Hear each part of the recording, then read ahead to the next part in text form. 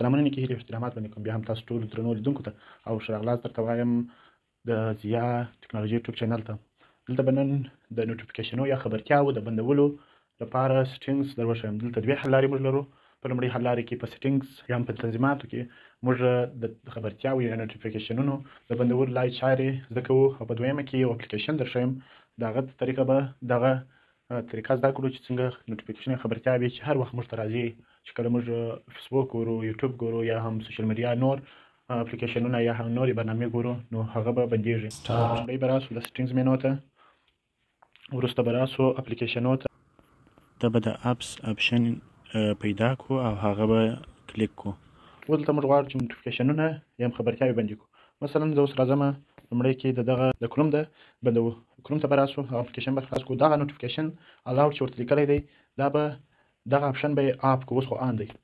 دغه یې لومړۍ طریقه ده. ټوله به دغه رقم بند کړو. دویمې طریقې کې یو اپلیکیشن دی د اډ ګارډ په نامه.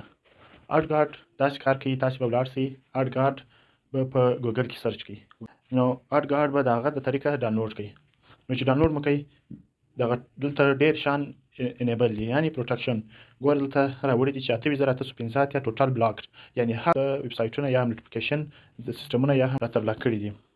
ګوره دلته معلومیږي اډ بلاکینګ دا به ټوله دغه اپشنونه به آن وي.